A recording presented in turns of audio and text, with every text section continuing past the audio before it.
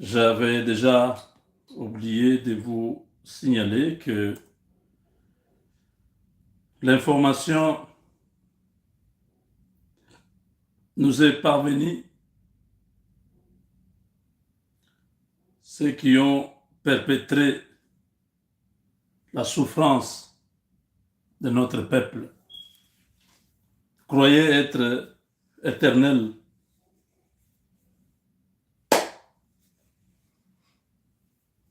Est-ce que vous êtes déjà là? Je ne vois pas. Vous êtes là, nous avons besoin de vous avant de commencer. Voilà. Donc, mes chers amis, comme vous pouvez voir sur la photo, James Kabarebe,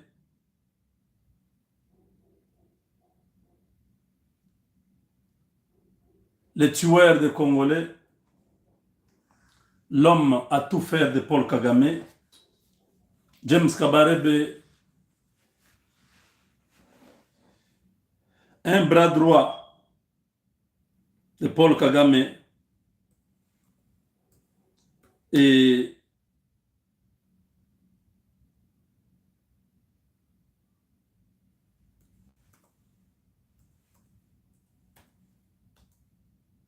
stratège militaire rwandais dans les 30 ans de guerre contre la RDC. Aujourd'hui, l'homme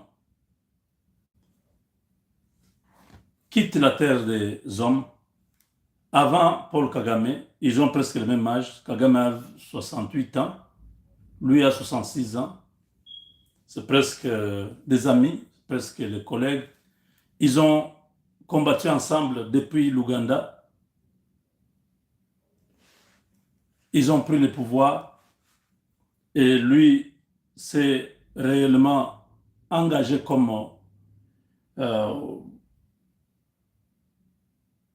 l'exécutant des opérations. Kagame a pris la branche politique, lui est resté du côté militaire. Il a été chef d'état-major général de l'armée congolaise, lui qui est rwandais. On vous dit que les Rwandais sont dans notre armée et tout ça. L'exemple, c'est James Kabarebe. Il était chez nous comme numéro un. Quand Mouzé les a chassés, ils sont partis. Lui est rentré au Rwanda, mais il a pris tous ces petits qui étaient là, les Bosco Taganda et les autres. Ils sont rentrés avec RCD, et puis CNDP, et ainsi de suite, jusqu'aujourd'hui. Cet homme était ministre de la Défense dans son pays, il était chef d'état-major dans son pays, et il était devenu conseiller militaire du président Kagame. Il était même ministre de l'intégration, je crois, régionale, quelque chose comme ça. Il a occupé beaucoup de fonctions, sanctionné par les États-Unis, les Nations Unies, tout ça. C'était dans les rapports mapping. L'homme apparaissait ces derniers temps avec un ventre gonflé. Ouais, ouais. Chez nous, quand tu as un ventre gonflé comme ça, on dit Mikishi, donc les esprits des morts sont entrés dans le ventre là, jusqu'à ce que tu vas mourir. Vous pouvez dire poison, vous pouvez dire ceci, bon. Il faut dire que l'homme a fait trop de mal à la RDC, même au Rwanda. Ils ont beaucoup travaillé dans l'entêtement de Paul Kagame. Dans tout ce que Kagame a fait là, les gens qui l'encourageaient sont là. C'est quelqu'un comme Kabarebe. Il n'y en avait pas deux. C'était, tout le monde savait que si Kagame meurt aujourd'hui, c'est Kabarebe qui devient président du Rwanda. La guerre de succession aussi s'entremêlait là-bas. Et voilà, l'homme est parti. Nous le disons encore, nous attendons qu'eux-mêmes le disent parce que ils vont cacher jusqu'où. Le gars est parti, il n'est plus là. Donc, que ça prenne à tous ces gens qui croient qu'ils peuvent continuer à faire souffrir le Congo. Hippolyte Kanambe a Rokufa Mabe.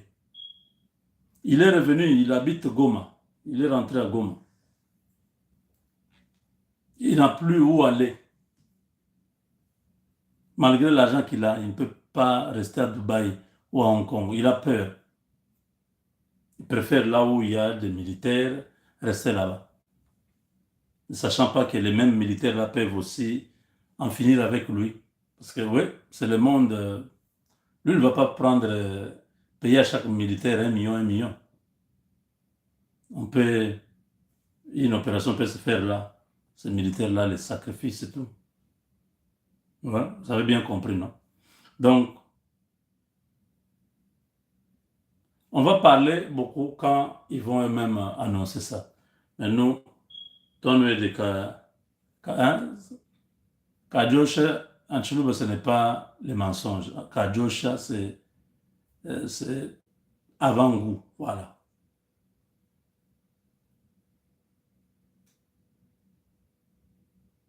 Donc, voilà, nous allons vraiment euh, nous allons attendre. Mais moi, je vous lâche déjà l'information. On attend. Ils vont très bientôt le dire. Ça ne va pas trop traîner. Parce que de toute façon, il ne va pas revenir. Et Kagame, il peut faire ce qu'il fait. Il sait que lui aussi, il va le suivre. Voilà, c'est ça.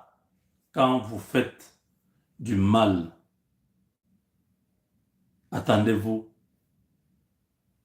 à payer pour ce que vous avez fait. Donc il doit avoir passé les derniers instants de sa vie très difficilement. James Kabarebe,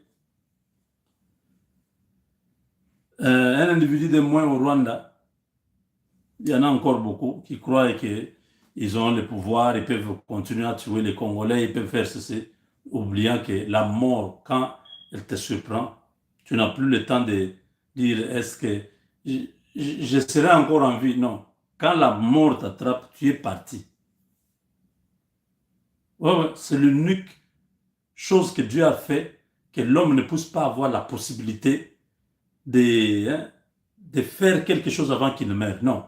Quand ça arrive, donc l'instant où le souffle quitte le corps, là, c'est fini, tu es parti. Même si avant de mourir, tu commences à avoir la conscience que maintenant, là, c'est fini.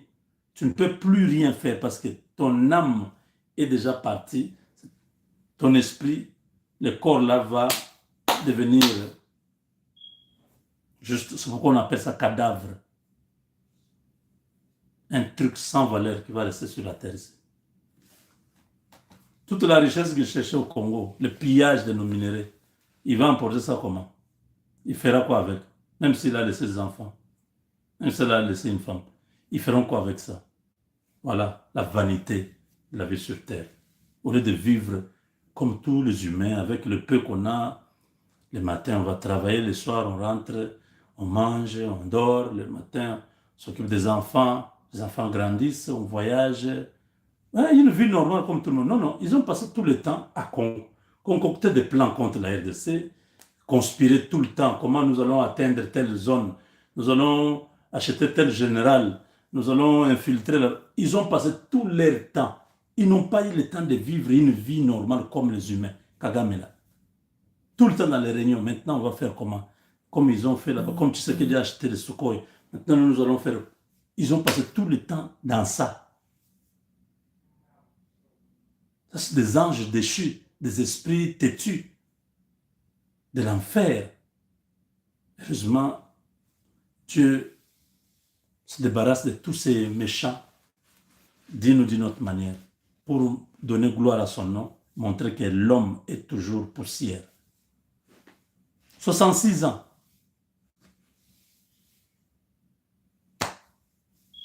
Donc, né en 1959. Oui. Donc, une année avant ma mère. Donc, C'est les gens de la génération de ma mère.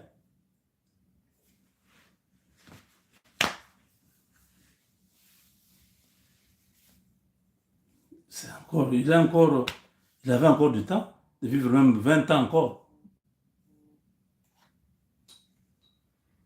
Qu'il aille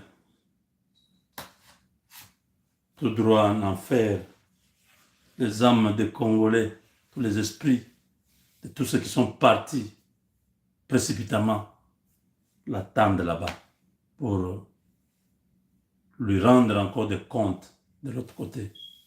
Donc voilà, merci beaucoup, chers amis.